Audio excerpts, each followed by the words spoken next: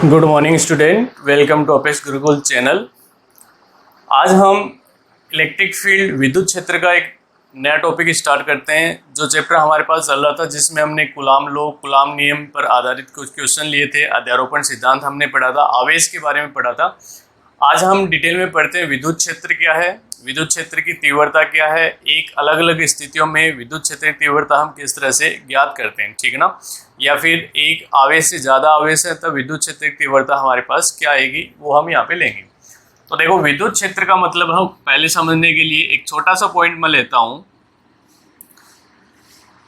कि विद्युत क्षेत्र के साथ जैसे हमने चुंबक के लिए पढ़ा था कि एक चुंबक है, जैसे नॉर्मल हम डेली लाइफ की बात करें तो ये चुंबक है मेरे पास, और इस चुंबक के पास अगर मैं कोई भी एक दूसरा चुंबक लेके आता हूँ। अब दूसरा चुंबक लेके आएंगे तो हमने जैसे डेली लाइफ में ऑब्जर्व किया है, ये देखा है कि चुंबक के पास दूसरे चुंबक लाएंगे तो समान ध्रुवण तो प्रतिकर्षण, असमान है तो वो आकर्षण होगा। लेकिन ये एक निश्चित दूरी पर निर्भर करेगा। अगर दूरी ज़्यादा है तो ये आकर्षण या प्रतिकर्षण कम होगा, दूरी कम है तो ये ज़्यादा होगा, ये होगा ना। तो इसका मतलब ये हुआ कि मान लिया जाए कि इतनी दूरी तक ही वो आकर्षण या प्रतिकर्षण बल लगेगा। इस क्षेत्र के बाहर अगर हम इसको लेके जाएंगे तो इन दोनों के मध्य कोई भी बल नहीं लगेगा। तो इस चुंबक के चारों ओर ये जो क्षेत्र था, ये जो क्षेत्र होता है ये हमारा कौन सा क्षेत्र होता है? चुंबकीय क्षेत्र। ये तो सिंपल किसकी बात हो रही है? चुंबकीय क्षेत्र। सेम यही कंडीशन किस में होती है? विद्युत क्षेत्र में होती है। अब देखो विद्युत क्षेत्र में क्या है और विद्युत क्षेत्र होता क्या है। तो हमारे पास एक आवेश है, मान लिया कि ये एक कोई भी एक चालक गोला मान लो, और इसके ऊपर इस तरह से आवेश विद्यमान है। ओके, इसका जो कुल आवेश है वो मान लिया मैंने, मेरे पास कितना है? Q। अब अगर इसके पास कोई भी एक दूसरा आवेश में लेके आता हूं, मान लिया मैंने Q, ओके, और ये बना दिया मैंने, ये क्षेत्र बना दिया। अगर ये आवेश इस क्षेत्र के अंदर आया तब तो इसके और इसके मध्य बल लगेगा। समान प्रकृति है तो प्रतिकर्षण होगा, असमान है तो आकर्षण होगा। लेकिन इस क्षेत्र के जैसे ये बाहर गया तो इस पे कोई भी प्रभाव नहीं पड़ेगा, या प्रभाव वो नगण्य हो जाएगा, ठीक है ना। तो इसका मतलब ये हुआ कि किसी भी आवेश के चारों ओर वह क्षेत्र जिसमें किसी अन्य आवेश को लाएंगे तो उस पर बल लगेगा। बल वो उसकी प्रकृति भी निर्भर करेगा, तो वो बल आकर्षण हो गया, प्रतिकर्षण उसकी प्रकृति भी निर्भर करेगा। तो उस क्षेत्र में लाने पर अगर उस पर बल लग रहा है तो वो जो क्षेत्र होगा वो क्या कहलाएगा? अपना विद्युत क्षेत्र कहलाएगा। क्लियर? तो इस आवेश के कारण इस पे बल लग रहा है तो इसका अपना ही विद्युत क्षेत्र है। तो ये चारों ओर जो क्षेत्र बन रहा है ये विद्युत क्षेत्र, इसका भी अपना विद्युत क्षेत्र होगा। तो कहने का मतलब ये है कि कोई भी आवेश है उसके चारों ओर जो क्षेत्र है, और उस क्षेत्र में कोई भी अन्य आवेश आएगा तो उस पर बल लगेगा, और वो जो क्षेत्र होगा वो अपना क्या होगा? विद्युत क्षेत्र। तो सिंपली इसको देखो हम इस तरह से लिख सकते हैं, कोई एक आवेश हो सकता है। तो देखो किसी आवेश के चारों ओर विद्यमान वह क्षेत्र जिसमें किसी अन्य आवेश को लाने पर वह बल का अनुभव करता है।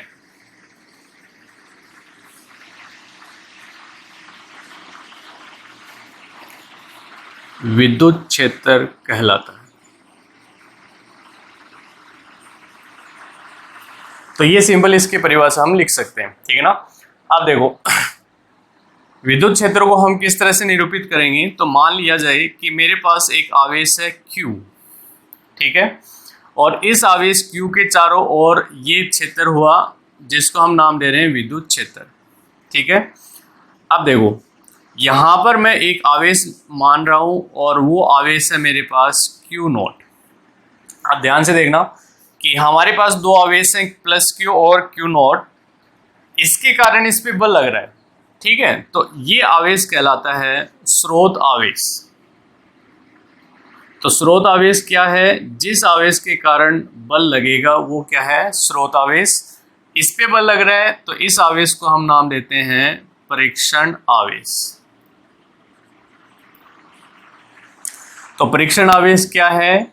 जो स्रोत आवेश पर स्रोत आवेश द्वारा लगने वाले बल का अनुभव करता है।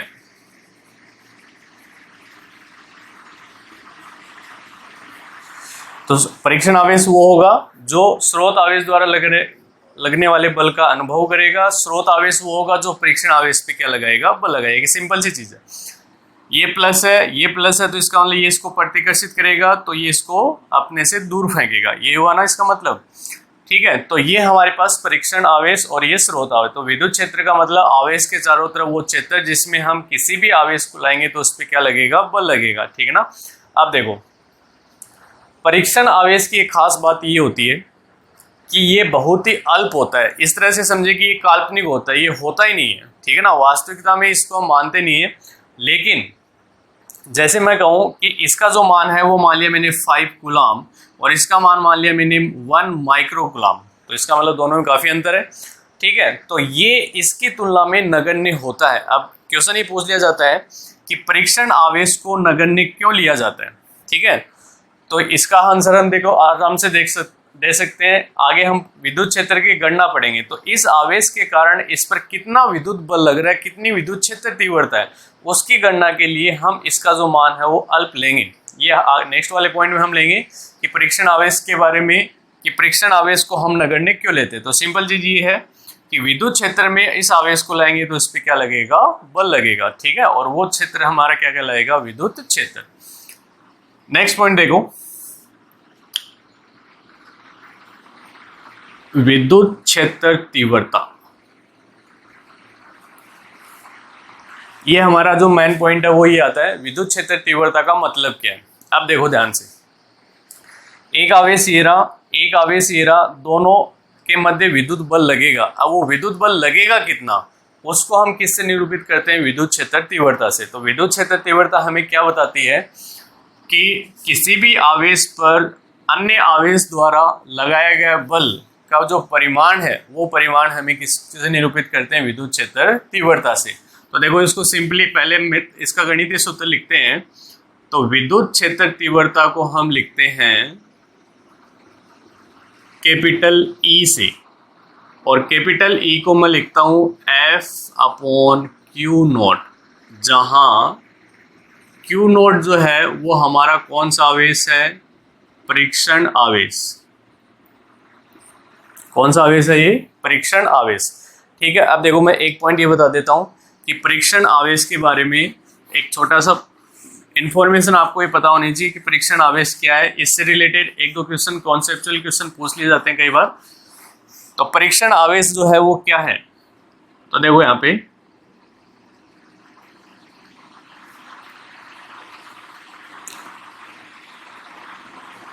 परीक्षण आवेश एक नगण्य आवेश होता है, ठीक है ना, जिसका मान नगण्य होता है, ठीक है। हमेशा इसको धनात्मक लिया जाता है,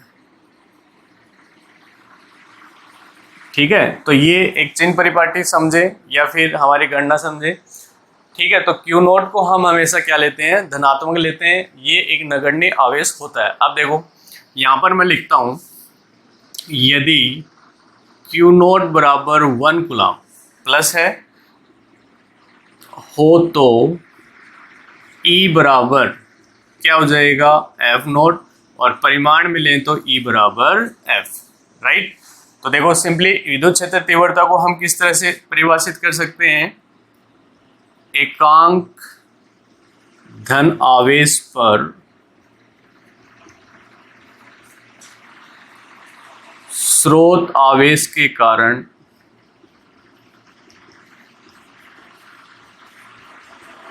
लगने वाला बल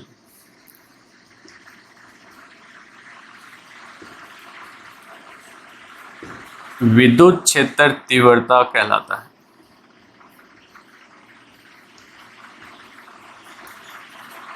ठीक है, तो देखो अगर मैं Q नोट का मान 1 कूलम लेता हूं तो E का जो मान है वो किसके बराबर आएगा, F के बराबर आएगा। ठीक है ना, तो एकांक धन आवेश पर स्रोत आवेश कारण जो बल लग रहा है वो बल किसके बराबर होगा, विद्युत क्षेत्र तीव्रता के बराबर होगा। ठीक है, तो यहाँ पे देखें तो E का जो मान आ गया वो मेरे पास ये आ गया। अब देखो ये क्वेश्चन है और इस क्वेश्चन को चलो बाद में ले लें। परीक्षण आवेश ये हुआ। अब देखो विद्युत क्षेत्र के कारण, ये पॉइंट याद रखना, विद्युत क्षेत्र के कारण विद्युत बल, और विद्युत क्षेत्र के कारण विद्युत बल जो होगा वो क्या होगा भाई, E बराबर क्या पढ़ा हमने, F अपॉन Q नॉट। तो F इक्वल टू क्या आ जाएगा, Q नॉट और इनटू में E। तो विद्युत क्षेत्र के कारण परीक्षण आवेश पे जो बल लगेगा वो बल क्या होगा, F equal to Q naught into E आ जाएगा। ओके, अब देखो यहां से अगर मैं विद्युत बल की दिशा निकालूं तो वो भी हम निकाल सकते हैं। ठीक है, तो देखो यहां पर विद्युत क्षेत्र में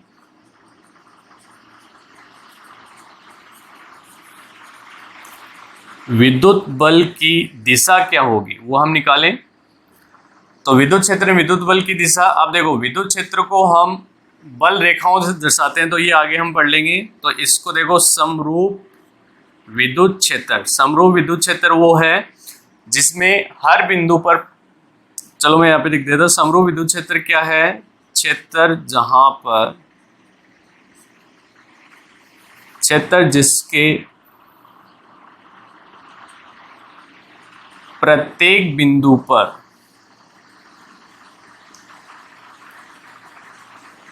क्षेत्र तीव्रता समान हो, वो कौन सा क्षेत्र होता है, समरूप विद्युत क्षेत्र। तो देखो ध्यान से, ये हमारे पास समरूप विद्युत क्षेत्र है इस तरह से। हमेशा याद रखना विद्युत क्षेत्र जो है तीव्रता वो एक सदिश राशि होती है। ठीक है, और सदिश राशि होती है तो उसकी दिशा भी होगी, और दिशा जो है वो कहाँ से कहाँ होती है, धन आवेश से ऋण आवेश की ओर होती है। ठीक है, तो देखो यहाँ पे मैं मेंशन कर देता हूं, विद्युत क्षेत्र तीव्रता एक तो होती है हमारे पास कौन सी राशि, सदिश राशि, धनात्मक आवेश से ऋणात्मक आवेश की ओर। तो विद्युत क्षेत्र तीव्रता की जो दिशा होती है वो प्लस आवेश से माइनस आवेश की ओर होगी। तो अब यहां से देखो मैं यहाँ पे लिखता हूं E, तो इसका मतलब यहाँ इधर प्लस होगा और इधर क्या होगा, माइनस होगा। तो इसका मतलब अगर मैं इस विद्युत क्षेत्र में एक परीक्षण आवेश रखता हूं या प्लस आवेश रखता हूं प्लस Q, तो देखो ध्यान से देखो इस आवेश पे बल लगेगा तो ये आवेश किधर भागना चाहेगा, माइनस की ओर या प्लस की ओर। तो माइनस की ओर आकर्षण होगा, तो इसका मतलब इस पर इधर बल लगेगा, और विद्युत क्षेत्र के कारण इस पे बल लग रहा है वो बल कितना होगा, इस सूत्र से F equal two plus Q into E। Right, तो ये इस आवेश पे लगने वाला बल आ जाएगा। अगर यही आवेश मेरे पास ऋणात्मक है तो उस स्थिति में इस पे जो बल आएगा वो क्या आ जाएगा, ये विद्युत क्षेत्र की दिशा हो गई प्लस से माइनस, ये माइनस Q आवेश, तो इस पे जो बल लगेगा वो क्या लग जाएगा, F equal to minus Q into E। तो इसका मतलब ये हुआ कि धन आवेश पर विद्युत क्षेत्र में बल की जो दिशा होगी वो क्षेत्र की दिशा में होगी, और ऋणावेश पर विद्युत बल की दिशा होगी वो विद्युत क्षेत्र की दिशा के विपरीत होगी। यानी कि विद्युत माइनस आवेश पर विद्युत क्षेत्र की दिशा के विपरीत बल लगेगा और धनावेश पर उसकी दिशा में लगेगा। राइट, नेक्स्ट देखो सदिश राशि है और इस जिसकी दिशा वो हमेशा, ये इंपॉर्टेंट पॉइंट हमारे लिए कि इसकी दिशा जो होती है वो हमेशा धनात्मक आवेश से ऋणात्मक आवेश की ओर होती है। ओके, नेक्स्ट यहाँ पे देखो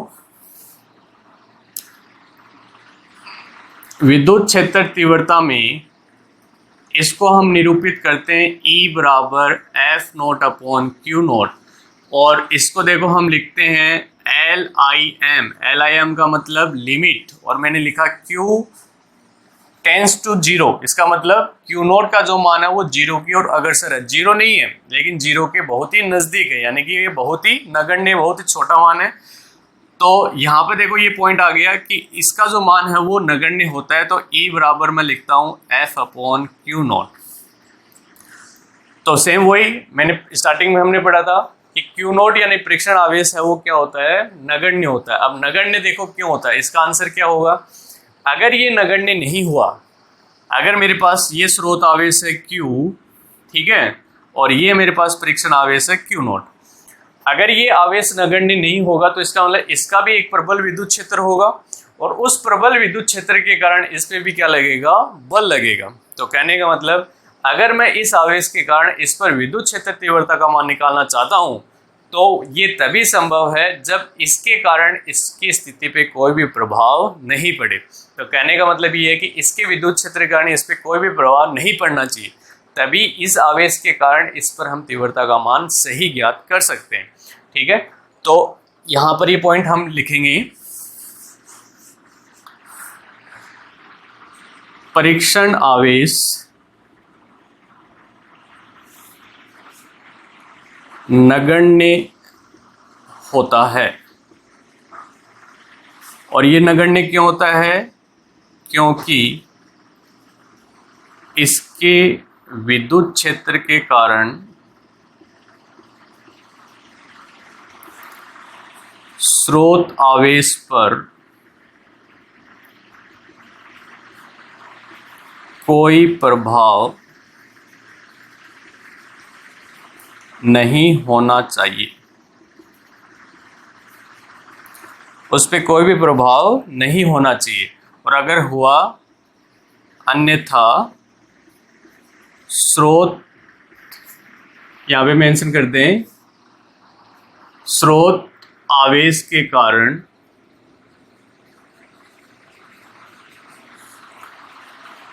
तीव्रता का सही मान ज्ञात नहीं किया जा सकता।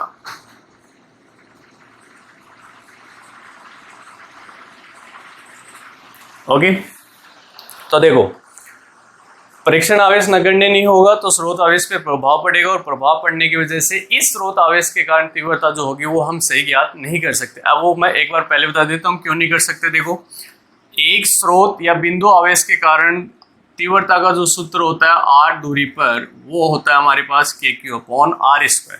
ठीक है, ये नेक्स्ट पॉइंट हम लेंगे। तो स्रोत आवेश के कारण कोई बिंदु है r दूरी पर, तो ये हमारे पास स्रोत आवेश, तो उस r दूरी पर स्थित तीव्रता का जो मान है वो कितना है, KQ/r²। तो इसका सही मान हम तब तक ज्ञात नहीं कर सकते तो जब तक हमारे पास Q का जो Q है वो स्थिर नहीं है। तो मान लिया जैसे हमारे पास ये Q नोट है, ये दूरी हमारे पास r है, तो देखो भाई अगर इसके कारण इस पे बल लगेगा तो ये यहाँ से विस्थापित होगा तो r का मान बदलेगा, r बदलेगा तो इसका मतलब E का जो मान है वो भी बदलेगा।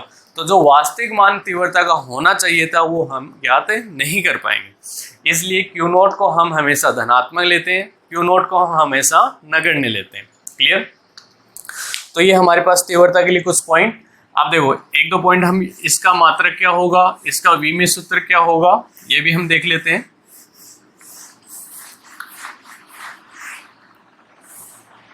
देखो,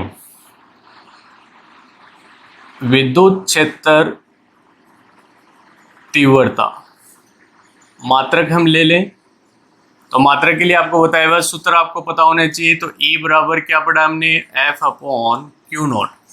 तो बल का मात्रक क्या होता है, न्यूटन। आवेश का मात्रक क्या होता है, कूलाम। तो हमें क्या मिल जाएगा, न्यूटन पर कूलाम। और मैं अभी बता देता हूं, आगे हम पढ़ेंगे E का एक मात्रक और होता है जिसको हम लिखते हैं वोल्ट पर मीटर। ठीक है, इसका विमीय सूत्र लें, तो विमीय सूत्र हमारे क्या मिलेगा, F का विमीय सूत्र m1L1T-2, और आवेश का विमीय सूत्र हमने पढ़ा है A1T1। तो क्या मिल जाएगा हमें, m1L1, T1 ऊपर जाएगा तो T-3 और a माइनस 1। तो ये किसका विमीय सूत्र आ जाएगा? विद्युत क्षेत्र तीव्रता का विमीय सूत्र। एक पॉइंट याद रखना, हमें कई जगह ये सब दिखाई देंगे। विद्युत क्षेत्र तीव्रता, विद्युत क्षेत्र सदिश या तीव्रता, इन सभी को ई सदिश द्वारा दर्शाते हैं।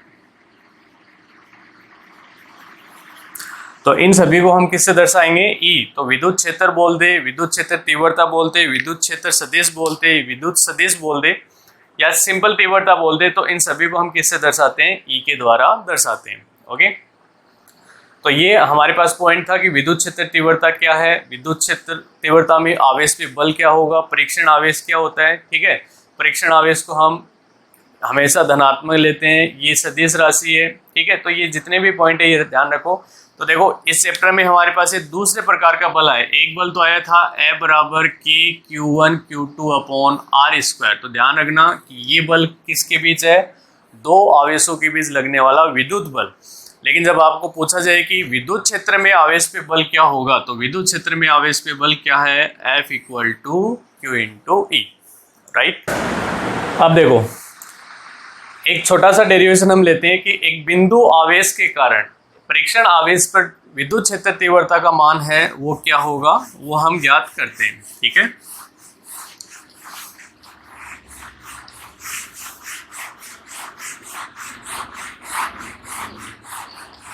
देखो एक सिंपल सा डेरिवेशन है।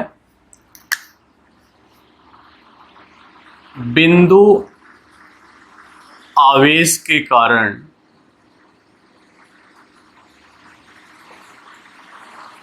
विद्युत क्षेत्र तीव्रता, और ये वैसे आगे के लिए पॉइंट्स के लिए डेरिवेशन के लिए हमारे लिए इंपॉर्टेंट है काफ़ी। तो देखो मान लेते हैं कि हमारे पास एक स्रोत आवेश है Q और इस स्रोत आवेश से R दूरी पर एक परीक्षण आवेश लिया मैंने Q0। एक परीक्षण आवेश है मेरे पास Q0 और ये जो आवेश है वो कौन सा आवेश है? स्रोत आवेश। अब देखो किसी भी इस आवेश से R दूरी पर ये लिया। अब ये हमने एक विद्युत क्षेत्र एक गोले के रूप में लिया, तो इस आवेश Q0 को यहाँ ले, यहाँ कहीं भी ले, R का मान सेम रहेगा। तो देखो इसके कारण इस पे मुझे तीव्रता ज्ञात करनी है, तो तीव्रता ज्ञात करनी है तो इसके कारण इस पे बल लगेगा, और वो बल किधर लगेगा भाई? बाहर की ओर, यानी कि क्योंकि ये धनावेश और ये भी धनावेश। ठीक है, तो देखो यहाँ पे हम लिखते हैं, माना स्रोत आवेश Q से R दूरी पर एक बिंदु ले लिया P, और उस बिंदु P पर परीक्षण आवेश विद्यमान है। R दूरी पर स्थित P बिंदु पर परीक्षण आवेश स्थित है। तो दोनों के मध्य कूलाम बल,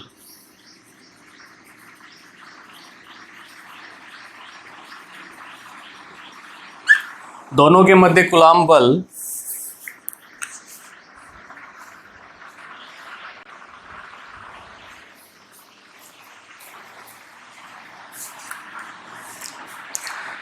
तो दोनों के मध्य कूलाम बल क्या आ जाएगा? सूत्र क्या है? F इक्वल टू कि पहला आवेश Q, दूसरा आवेश Q0 और दोनों के बीच की दूरी का स्क्वायर। अब देखो बल की दिशा है वो R की दिशा में है, तो यानी कि यहाँ पे हम एकांक सदिश क्या लिख सकते हैं? R सदिश। ओके, तो विद्युत क्षेत्र तीव्रता का सूत्र क्या पढ़ा हमने? विद्युत क्षेत्र तीव्रता E बराबर F अपॉन Q0। सिंपल। तो F का मान हम यहाँ पे रख दें। F का मान क्या है? Q0 अपॉन R स्क्वायर, और अपॉन में हमारे पास है Q0। ठीक है, और ये हमारे पास R के Q0 से Q0 कैंसिल हो जाएगा, तो E बराबर हमें क्या मिल जाएगा? KQ अपॉन R स्क्वायर और इंटू में R के।